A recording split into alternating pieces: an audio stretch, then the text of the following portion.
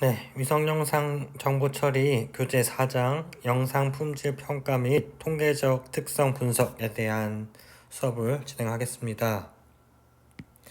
자, 오늘은 이제 위성 영상이 이제 우리 손에 있다고 했을 때 이제 여러분들이 한 번씩 다 다운을 받아 봤잖아요. 그래서 우리가 위성 영상을 갖고 있다고 했을 때 얘가 품질이 어떤지 어떤 통계적인 특성이 있는지를 좀 평가를 해볼 필요가 있겠죠. 그래야 우리가 어떤 분석을 하는 데 있어서 이 영상을 사용해도 되겠다, 아니면 조금 부족하겠다, 이런 판단이 되잖아요. 그래서 어떤 약간 품질이 떨어지는 경우가 있다면은 뭐 다른 위성 영상을 구한다든지, 아니면 지금 품질이 떨어지는 영상의 품질을 좋게 하기 위한 다양한 영상 처리 기법을 적용한다든지, 그런 것들을 적용해 볼 수 있겠죠.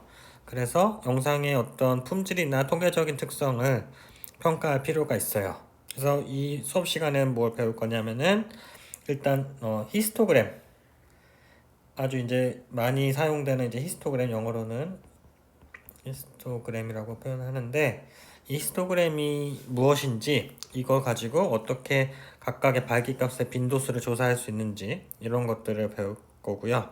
그리고 각각 특정 지역에서의 하나의 그 위치에서의 발기값을 어떻게 조사할 수 있는지, 그리고 통계적인 측면에서는 단변량 통계값과 다변량 통계값. 단변량이라는 거는 그냥 밴드 하나, 예를 들어서 전정색 영상 하나를 가지고 어떤 통계적인 특성, 우리가 흔히 잘 알고 있는 뭐 평균이나 분산, 표준 편차, 뭐 최대값, 최소값, 범위, 뭐 이런 것들을 계산하는 방법을 배울 거고요. 다변량 통계는 그 여러 가지 밴드가 다중문각 영상 혹은 초중문각 영상을 갖고 있다고 했을 때, 그 우리가 갖고 있는 어떤 밴드 간의 상관성, 얘네 둘이 얼마나 유사한지, 얼마나 독립적이라서 우리에게 많은 정보를 제공해 줄 수 있는지, 그러한 것들을 같이 공부를 해볼 생각이에요.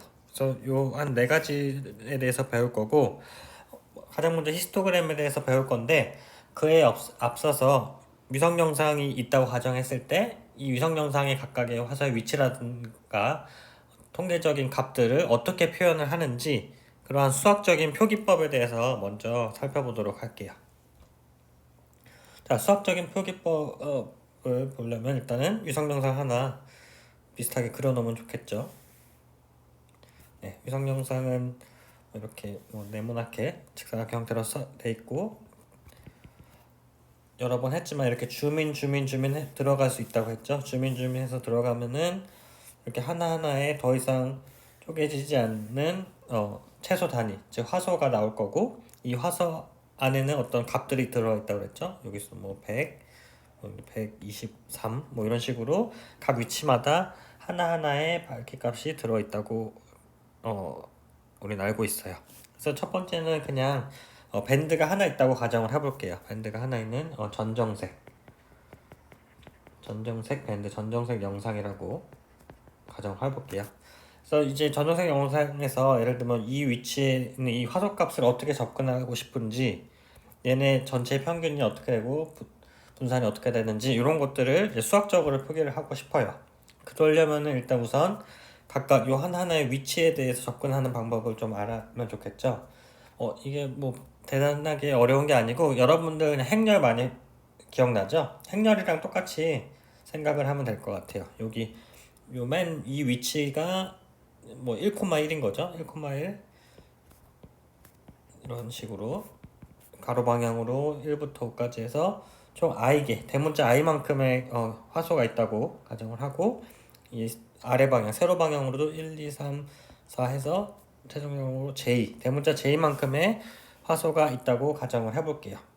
이런 영상이 있다고 했을 때 우선은 이 영상의 총 화소수를 소문자 n으로 표현할게요. 이 영상의 총 화소수는 몇 개가 될까요? 네, 너무 쉽죠? 몇 개가 돼요? 전체 i 곱하기 j. 이게 뭐 예를 들어 10 x 10 크기라면은 총 화소수는 10 곱하기 10해서 100개가 총 화소수가 되는 거죠. 총 화소수는 그렇게 접근을 할 수가 있고요. 좀 일반화 시킬 필요가 있을 것 같아요. 이쪽 가로 방향을 예를 들어서 우리는 i 열이라고 하고요. 이런 세로 방향을 j 열. 지금 i니 j니 n이니 이런 거는 제가 그냥 임의로 정한 거고, 이건 여러분들이 뭐 자유롭게 원하는 그 기호로 알파벳으로 하든 뭐로 하든 해도 상관이 없습니다. 그래서 열을 저는 i로 표현하고, 행이죠, 행. 행을 j로 표현을 했어요. 이렇게 표현을 뭐 x, y로 표현을 해도 되겠죠. 이렇게 표현했을 때 일단 요 위치에 대한 밝기값을 어떻게 접근하는지를 한번 보면 좋을 것 같아요. 요 위치는 뭐죠? 2,1 가로부터 하면은 2,1이죠. 2,1의 위치가 되겠죠. 2,1에 대한 화소값을 우리는 어떻게 쓰기로 약속을 할 거냐면, 지금부터 자, 화소 아까 예전에 영어로 뭐라고 표현했는지 기억나나요? 화소는 픽셀이고 화소 값은 여러 가지 했었죠. 픽셀 밸류라고 하기도 했고, 디지털 넘버라고 하기도 했고, 그리고 브라이트니스 밸류라고 표현하기도 한다라고 했었죠.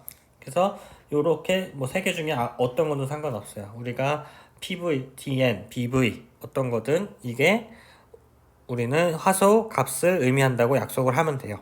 그래서 이 위치에 대한 화소 값은 뭐냐? PV 21, TN 21, BV 21 이렇게 표현하면 이게 결국 이 위치에 있는 어떤 값을 의미하게 되는 거겠죠. 그럼 요 위치 해볼까요? 요 위치는 어떻게 접근할 수 있죠? 그냥 DN으로 할게요. DN 뭐라고 표현할 수 있나요? 4, 2 그죠? 그럼 이 DN 4이라고 표현하면 우리는 여기에 있는 값 100이라는 값을 의미한다라는 것을 우리가 쉽게 얘기를 할 수 있을 것 같아요.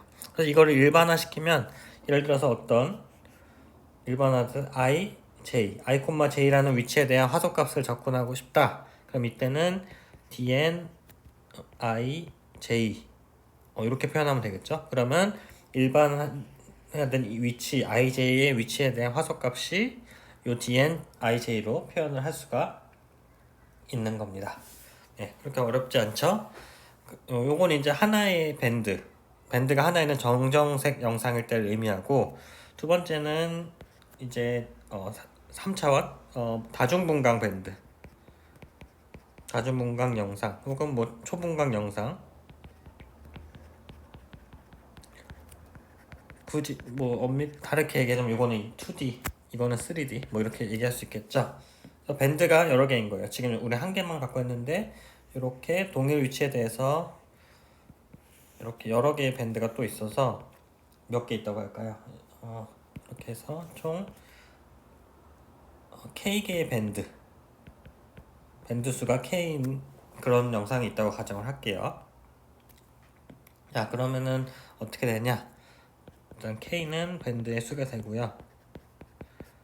아까 요 100이라는 값이 지금 아까는 전정색 영상 밴드가 하나일 때는 그냥 dn 4,2 이렇게 표현을 하면 됐는데, 이제 또 밴드가 추가됐어요. 그래서 가장 우리가 맨 처음에 했던 게 첫 번째 밴드, 그 다음에 있는 게 두 번째 밴드, 그 다음 그러니까 세 번째 밴드에서 마지막에 대문자 K 밴드까지 총 K개의 밴드가 있다고 가정했을 때, 똑같은 이 100이라는 첫 번째 K는 1인 밴드에서 이 100은 어떻게 접근을 할 수가 있을까요? 마찬가지로 DN이라고 하는데, 아까 I가 4, J가 2, 그리고 K는 첫 번째 밴드니까 1 이렇게 표현할 수 있겠죠. 그래서 이 값이 100이다 라고 우리는 3차원 밴드 상에서는 이렇게 표현할 수가 있어요. 이것도 이제 일반화 시키면 어떤 요런 위치, 요런 I, J, 소문자 K인 요 위치에 대한 화소값을 어떻게 접근하냐? 그러면 이거는 DN, I, J, K 이렇게 표현하면 되겠죠. 똑같이 표현하는 거죠, 2차원이랑. 근데 3차원 뭐 밴드에 대한 넘버링까지 된다. 그게 차이가 되는 거죠. 이게 이제 2차원과 3차원의 차이가 되겠고, 이제 뭐 2차원에서도 표현할 수 있지만 3차원에서도 여러 가지 통계적인 값이 계산이 가능한데, 예를 들어서 요 K 소문자 K번째 밴드에 대한 전체 화소의 평균을 우리는 기호로 표현하고 싶다. 그러면 평균은 우리 일반적으로 뮤라고 쓰잖아요. 그렇죠? 뮤라고 쓰고 소문자 K라고 표현을 하면 이 K번째 밴드에 대한 모든 화소값의 평균을 의미하고요. 마찬가지로 베리언스 K, 표준편차 S라고 표현할게요. SK 혹은 시그마 K 이렇게 표현하면 K번째 밴드의 모든 화소값의 분산, K밴드의 모든 화소값의 표준편차 이렇게 표현할 수 있고요. 이것뿐만 아니라 뭐 최소값, 최대값, 미니멈 K, 맥시멈 K 이런 식으로도 표현할 수 있어요. 미니멈 K라는 거는 K번째 밴드에서 여러 가지 총 K밴드 안에 I 곱하기 J 크기만큼의 이만큼의 화소수가 있잖아요. n개에. 이 n개 중에서 가장 작은 값을 이렇게 표현할 수 있겠죠. 미니멈 K라고. 가장 큰 값은 맥시멈 K라고 표현할 수가 있고요.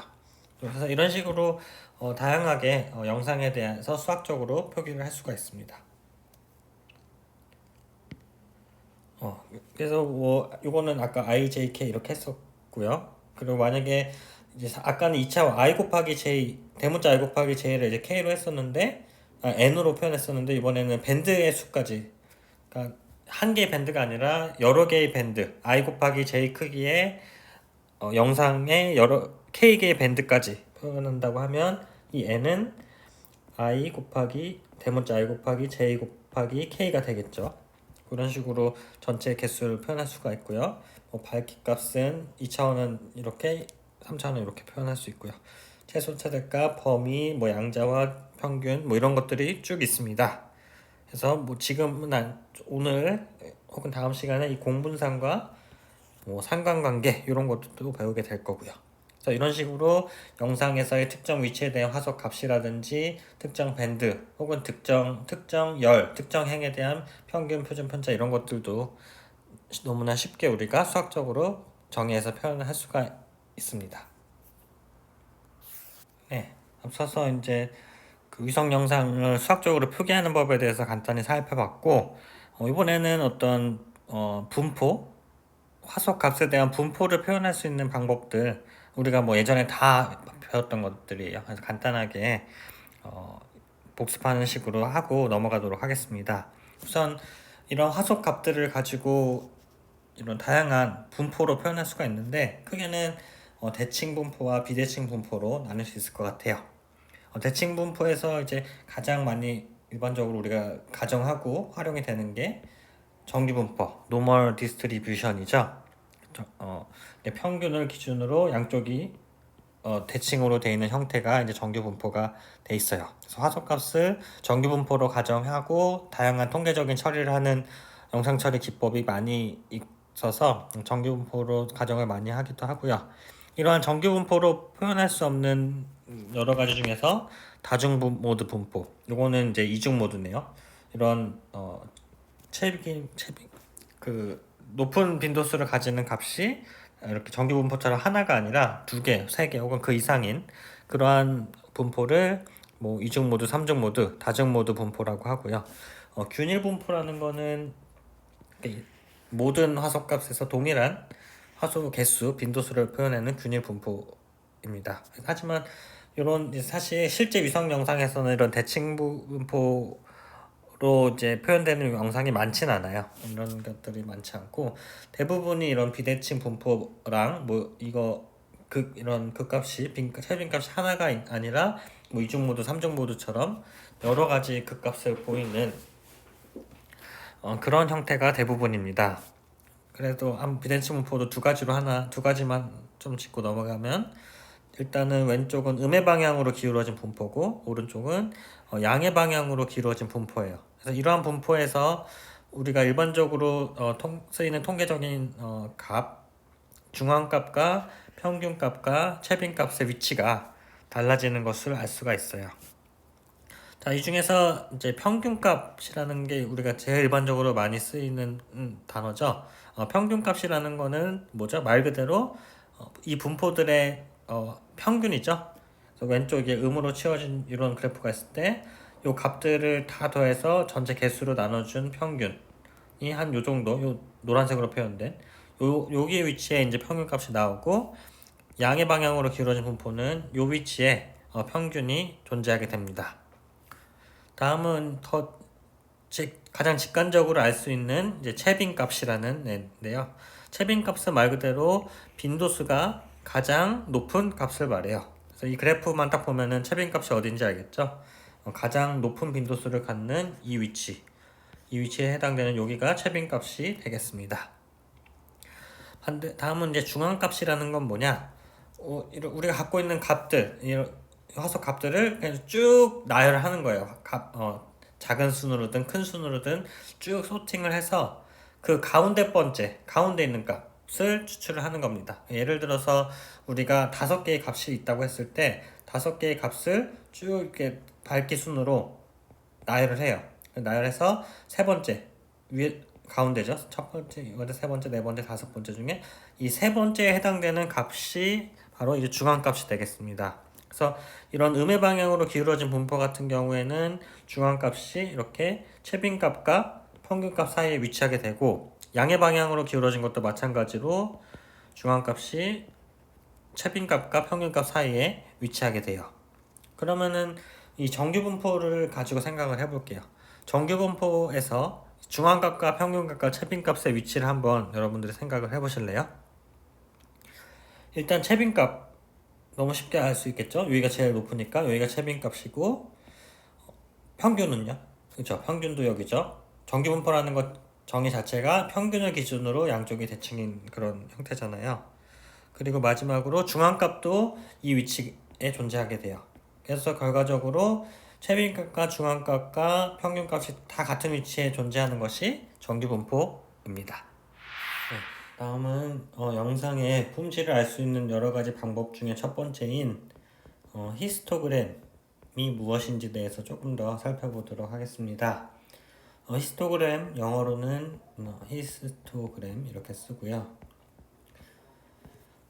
영어로는 굉장히 좀 있어 보여죠. 히스토그램이라고 하면. 근데 쉽게 생각하면은 그냥 막대 그래프라고 생각을 하면 될 것 같아요. 막대 그래프. 여러분 많이 봤죠? 뭐 엑셀을 할 때도 많이 보고 통계적인 특성을 나타낼 때 쓰는 여러 그래프 중에 하나가 막대 그래프인데, x축을 밝기값, 그리고 y축을 그 밝기값의 빈도수 로 표현되는 막대 그래프를 우리는 영상에서의 히스토그램이라고 한다. 예를 한번 들어볼게요. 예를 들어서 우리가 8비트 영상, 8비트 전정색 흑백 영상이죠. 영상이 하나 있다고 가정을 해보겠습니다. 그림을 그려볼게요. 그림을 잘 못 그리긴 하지만, 자, 이렇게 영상이 있어요. 흑백 전정색 영상이 있고, 이 영상에는 뭐 이렇게 물도 있을 수 있고 도로도 있고 건물도 있고 뭐 산도 있고 뭐 이런 영상이 있어요. 그래서 이런 영상이 하나 있을 때 8비트 얘를 막대 그래프로 표현을 하는 거죠. 어떻게 표현하냐? 아까 히스토그램의 x축은 밝기값이라고 했었죠. 밝기값. y축은 빈도수, 그 밝기값의 빈도수. 네, 우리 8비트 영상이에요. 8비트 영상은 밝기값이 몇에서 몇 가지 있었나요? 0에서 제일 밝은 거, 하얀색에 가까운 거는 255라고 표현을 할 수 있다고 했죠. 그래서 예를 들어서 이렇게 건물도 그랬으니까, 건물은 대부분은 모든 건 그렇지 않지만 흰색으로 표현되는 건물이 아파트가 많잖아요. 우리나라 같은 경우에. 그래서 건물에 해당되는 애들은 밝기값이 밝아서 요런 좀 높은 밝기값에 좀 모여 있다고 가정을 해봅시다. 그리고 대부분 이제 물은 어둡게 표현이 되니까 0에 가까운 밝기값에 이런 물 0이라는 값을 가진 게 한 이 정도, 이 개수가 한 100개, 뭐 150개 뭐 이런 식으로 예를 들어서 있고, 뭐 그 가운데에도 뭐 이런 밝기값이 있고 이런 밝기값이 있고, 그래서 이런 걸 이제 하나의 어떤 선으로 쭉 이어서 표현을 한 것. 아이고. 이렇게 선으로 쭉 표현해서 표현한 거, 이거를 우리는 히스토그램이라고 합니다. 이렇게 표현이 가능하겠죠. 근데 지금 요거는 이제 흑백 영상이었고요. 요번에는 8비트 똑같이 8비트인데 컬러 영상 상이 있다고 가정을 해볼게요. 컬러 영상이라고 하는 거는 똑같은 위치에 대해서 이렇게 밴드가 하나가 있는 게 아니라 이 밑에 최소 3개가 있어야 컬러 영상으로 만들 수가 있다고 했죠. 그래서 BGR 이렇게 블루 파장대에서 얻은 데이터, 그린, 레드 파장대에서 얻은 3개의 밴드 영상이 각각 있다고 가정을 해볼게요. 그러면은 여러분들 히스토그램은 몇 개가 나올까요? 이런 경우에는 히스토그램이 3개가 나오겠죠. 그쵸? 블루에 대한 히스토그램, 그린에 대한 히스토그램, 레드에 대한 히스토그램 3개가 나올 거예요. 그래서 각각 3개가 이렇게 표현이 되고 BGR 각각 밴드에 대한 그 밝기값에 대한 그 밝기값의 개수가 몇 개인지를 표현하는 그래프가 이렇게 3개 이렇게 나오게 되겠죠. 이게 이제 컬러 영상의 히스토그램의 특징이고 다중분간 영상 밴드가 4개면은 이 히스토그램이 4개 나오고 10개면 10개 나오고 수백 개면 또 수백 개가 나오겠죠. 그게 이제 히스토그램의 특징이에요. 자, 그러면 여기서 문제를 하나 내볼까 하는데 여러분들 이렇게 흑백 영상 왼쪽 점 이렇게 흑백 영상이 하나 있으면은 이렇게 하나의 그에 대응되는 히스토그램을 만들 수 있겠죠. 그죠? 당연히 만들 수 있죠. 왜냐면은 그냥 개수를 세하려면 되니까 밝은 밝기값 예를 들어 뭐 255라는 밝기값이 전체 영상에서 몇 개 있는지 뭐 여기 하나 둘 셋 넷 다섯 이렇게 몇 개를 세하려서 그 개수만큼 이제 막대 그래프를 만들어주면 되잖아요. 그래서 이런 흑백 영상이 하나 있으면 그에 대응되는 히스토그램 하나를 만들 수 있다. 이거는 너무 명확하죠. 그럼 만약에 여러분 반대로 이렇게 우리가 어떤 히스토그램을 하나 가지고 있어요. 이런 히스토그램을 하나 가지고 있을 때 이 히스토그램을 가지고 영상을 바로 복원할 수 있을까요? 그래서 이 오른쪽에는 이 히스토그램만 보고 이 히스토그램을 봤더니 이런 왼쪽과 같은 그림이구나 라고 여러분도 유추할 수 있을까요? 네, 없겠죠. 왜 없을까요? 왜냐면 이제 어떤 위치에 대한 정보가 없기 때문이에요. 히스토그램에는. 그렇죠? 위치에 대한 정보가 없죠. 그냥 높은 밝기값인 애들은 많이 이 정도 있네? 라고 파악을 할 수 있지만 이 높은 밝기값이 이게 건물에 대한 높은 밝기값인지 아니면은 뭐 그냥 땅, 운동장과 같은 높은 밝기값인지 그런 것을 알 수 없을 뿐더러 또 그걸 만약에 안다고 해도 그 운동장, 그 건물이 영상에서 어느 위치에 있는지 전혀 알 수가 없는 거죠. 영상에서 이 위치에 건물이 있지만 난 내가 그 건물이 이 위치에 있는지 이 위치에 있는지 알 수 있는 방법이 전혀 없는 거죠. 그래서 다시 한번 얘기를 하자면 영상이 있으면 그 영상을 가지고 그에 해당되는 하나의 히스토그램을 만들 수 있지만 히스토그램이 하나 있을 때 그걸 바탕으로 영상을 복원을 할 수는 없다 라고 기억을 해두시면 될 것 같습니다. 자, 그럼 히스토그램에 대해서 조금 더 PPT로 확인을 해볼게요. 히스토그램은 원시 자료의 품질에 대한 정보를 제공을 해주고 예를 들어서 렌세 5 TM이나 스팟 HRV는 8비트 영상이에요. 그러면은 2의 8승 빼기 1인 255 그쵸? 0부터 255까지 총 256단계로 밝기값을 표현할 수가 있는데 아이코노스나 테라스의 모디스 같은 경우에는 2의 11승 즉 2의 11 빼기 1 지금 암산이 안 됩니다. 그래서 요만큼으로 그 밝기값을 표현할 수가 있어요. 즉 똑같은 위치에서 같은 지역을 촬영한 결과라도 아이코노스로 촬영했냐 아니면은 렌세 5로 촬영했냐에 따라서 그 지역을 더 섬세하게 여기 섬세하다고 표현을 했는데 더 다양한 밝기값으로 표현을 할 수 있는 게 방사해상도가 좋은 아이코노스 혹은 모디스가 되겠죠. 그런 식으로 이제 방사해상도에 따라서 표현되는 밝기값의 범위, 히스토그램의 전체 이건 빈의 개수라고 하는데 빈의 개수가 훨씬 많은 걸 알 수 있고요. 다음은 일반적인 영상 히스토그램에 대해서 다시 한번 설명을 하자면 X축은 밝기값, Y축은 밝기값의 화소 개수로 이루어져 있습니다.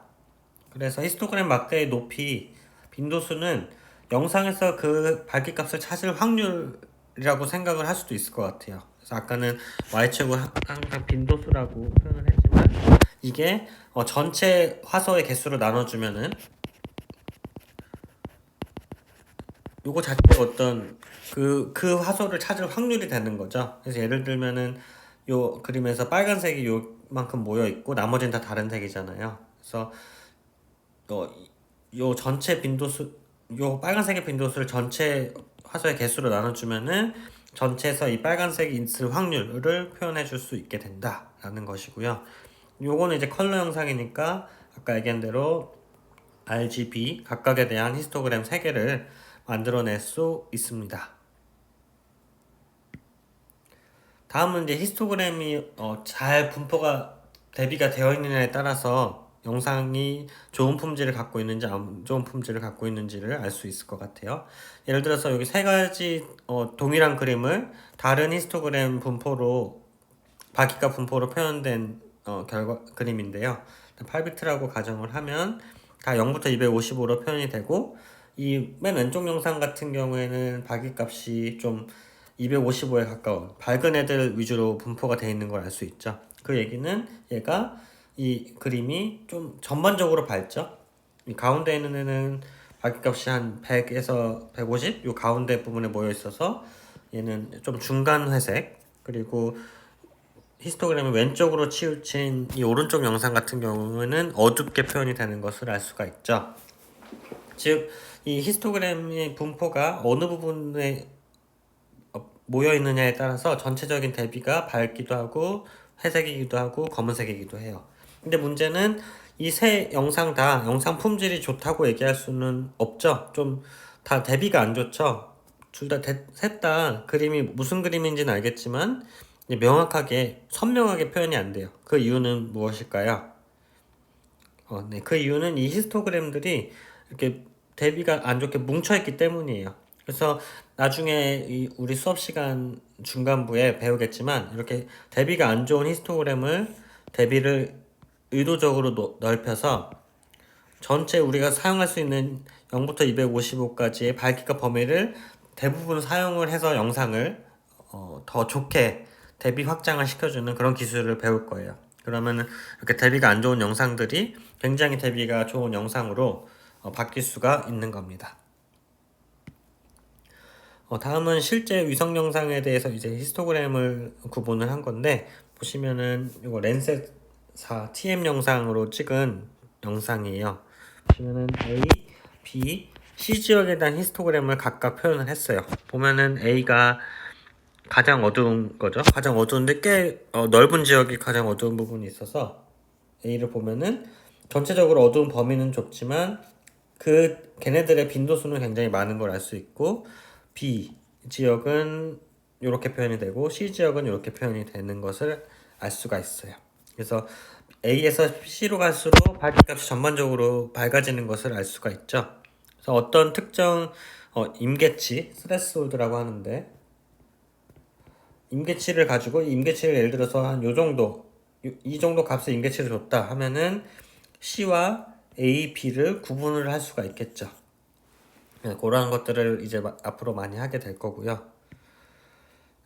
얘는 A, B, C의 특성을 봤더니 A는 바다, B는 약간 바다와 육지의 중간적인 형태라고 생각하면 될 것 같아요.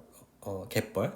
그리고 C는 그냥 어떤 일반 땅, 이렇게 밝기값으로 얘네 셋을 구분을 할 수가 있어요. 근데 문제는 내가 어떤 연구를 하냐에 따라 다르긴 하지만, 만약에 제가 예를 들어서 바다에 관심이 있다.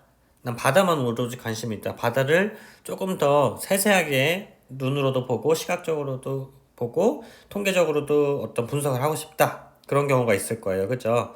그 얘기는 이 바다 어떤 기준을 지난 높은 쪽 밝기값은 사실 필요가 없다는 얘기예요. 저는 이제 바다만 필요해요. 예를 들어서 그러면 요 위에 쪽 애들은 히스토그램 신경 안 쓰고 요 밑에 있는 애들만 가지고 이제 히스토그램을 확장을 시켜주는 거죠. 지금은 아주 여기 작은 범위지만 이 작은 범위를 어떤 히스토그램 확장 기법을 이용해서 넓은 범위로 바다 지형만 표현을 하게 되면 이 앞에 그림에서는 이 바다 다 어둡게 보였지만 이 어둡게 보인 바다를 이 어두운 내에서도 밝은 쪽에 가까운 바다와 좀 어두운 쪽에 가까운 바다로 세세하게 시각적으로 구분을 할 수가 있게 됩니다. 그러한 영상 처리 기법을 이제 대비 확장이라고 하고요. 추후에 이 대비 확장 어떻게 하는지 배우도록 하겠습니다. 다음은 이중 분포 모드라는 거예요. 이중 모드 분포. 앞전에 조금 설명했었죠. 이중 분포 모드. 그래서 어떤 사이트가 있는데 이 사이트는 뭐 논밭 지역이에요. 밭 지역이에요. 근데 그 밭 지역에는 크게 두 가지 식물이 있나 봐요. 하나는 이제 옥수수, 그리고 하나는 콩. 그러니까 두 가지 식물이 있는데 이 두 가지 식물에 대한 통계값을 보고 싶은 거죠. 그래서 이 지역에 대한 히스토그램을 봤더니 이렇게 이중 모드 분포가 되어 있었다. 뭐 해요. 근데 우리가 일반적으로 가장 많이 쓰는 어떤 통계값 중에 하나가 이제 평균이죠. 평균 값을 계산해 보면 약 뭐 한 이 정도 되나 봐요. 0.50 한 이 정도 0.5 몇 정도 되나 봐요. 근데 문제는 이 지역의 영상에서 전체 화소의 평균을 구했더니 이 정도 나왔는 건 알겠는데 이 평균 값이 뭘 의미하는지 그거에 대한 어떤 통계적인 의미가 무색한 거죠. 왜냐하면은 이 지역에는 콘이라는 애와 소이빈이라는 애가 두 개가 있는데 이 평균 값은 이 콘도 아니고 소이빈에 대한 특성도 아닌 거죠. 그래서 이런 이중 모드 분포일 때는 이런 평균 값이 크게 의미가 없고 대신에 뭐 다른 값들이 사용될 수가 있겠죠. 예를 들면은 여기 두 개의 점이 있는데 최빈값 이거는 가장 높으니까 최빈값이 되겠고 이거는 어떤 두 번째 피크값이 되겠네요. 이러한 극값이 오히려 더 쓸모가 있을 수 있다. 그래서 통계값 중에 평균이 무조건 최고가 아니고 그 영상, 그 지역에서 어떤 특성, 어떤 객체들이 있는지 또 어떻게 분포되어 있는지를 좀 먼저 시각적으로 판단을 하고 아니면 내가 어떤 사전 지식을 가지고 이 지역에서는 이러이러한 통계값, 이러이러한 값들이 의미가 있겠구나라는 거를 좀 미리 공부하고 인지할 필요가 있는 거죠. 네. 그래서 히스토그램을 가지고도 이런 만약에 어떤 영상이 있다고 해서 이런 히스토그램을 얻었다. 그러면 이 히스토그램을 보고 이 지역은 뭔진 몰라도 특성이 서로 다른 두 개의 어떤 물체, 어떤 식생들이 분포하고 있겠구나라는 걸 미리 파악을 할 수도 있겠고요. 네, 다음 영상 품질을 확인할 수 있는 두 번째 방법으로는 메타데이터라는 애가 있습니다. 영어로는 이렇게 쓰고요. 메타데이터라는 거는 우리가 영상 자체가 데이터잖아요. 그렇죠? 그러한 영상에 대한 정보를 포함하고 있는 데이터. 그러니까 또 하나의 데이터를 말해요. 이 데이터에는 이 영상이 뭐 파일명이고 언제 취득이 됐고 이 영상 최종 수정일이 언제고 양자 수준 이거는 방사상도라고 생각을 하면 될 것 같고 뭐 열 및 행의 수, 화소 크기 이 기준이 된 어떤 좌표계 간단한 통계값 이러한 것들이 전부 다 기록이 되어 있는 텍스트 형태의 그런 문서 그런 데이터가 메타데이터가 되겠습니다. 그리고 이 영상자료에 처리된 모든 처리 과정 처음에 어떤 처리를 했고 그 다음 어떤 처리를 했고 그러한 뭐 역사 과정 또한 모두 다 작성이 되어 있는 게 메타데이터예요. 여러분들 위성 영상 다운받아 보라는 실습을 다 했었죠. 여러분들이 성공적으로 다운을 잘 받았다면 어떤 폴더 혹은 압축 파일 형태로 받게 되었을 텐데 그 압축 파일 안에 영상 뭐 티프 파일이나 뭐 그런 영상 파일도 있지만 그거 외에 여러 다른 파일들이 있을 거예요. 그죠? 그런 파일들 중에서 하나가 뭐 XML 형식이라든지 아니면 텍스트 형식으로 되어 있는 파일이 아마도 이제 메타데이터예요. 그래서 이 메타데이터에는 그 영상에 대한 설명이 나와 있어요. 보시면은 뭐 여러 가지 정보들이 나와 있어요. 이게 여기 나와 있는 게 쭉 이 메타데이터에 포함되어야 하는 그런 정보들인데요. 예를 들면은 랜셋 8, 랜셋 8 같은 경우에는 이런 스펙을 갖고 있다고 우리가 알고 있잖아요. 그죠? OLI와 TIRS 센서 이렇게 두 가지로 나눠져 있고 OLI에는 이렇게 9가지의 밴드, TIRS는 2개의 서머 밴드가 있고 이 각각의 밴드의 파장대가 얼마고 공간 해상도가 몇인지 이러한 정보들이 나와 있잖아요. 이러한 정보들도 당연히 메타데이터에 포함이 되어 있고 뭐 푸시블 방식이다, 촬영 폭은 얼마다, 재방문 주기 뭐 이러한 정보들도 다 메타데이터에 포함이 되어 있어요. 그래서 꽤 긴 문서 형태로 되어 있습니다. 이것도 이제 메타데이터에 대한 정보들인데요. 뭐 이렇게 쭉 이런 뭐 구름 양이라든지 뭐 태양의 고도각, 방위각, 뭐 영상의 해상도, 좌표계, 데이텀 뭐 이런 것들도 다 나와 있고요. 밴드별로도 나와 있어요. 그 랜셋 8 같은 경우에는 1번 밴드가 에어로졸 밴드잖아요. 코스탈 에어로졸. 그래서 이 1번 밴드에 대한 어떤 정보들, 화소 로우 컬럼의 개수라든지 뭐 그 외에 기타 중앙 파장대 등등 언제 촬영되고 이런 정보들이 전부 다 나와 있습니다. 이게 바로 메타데이터고 이 메타데이터를 통해서 내가 갖고 있는 영상의 어떤 전반적인 특성을 파악을 할 수가 있습니다. 다음은 개개 화소 밝기 값을 조사하는 방법이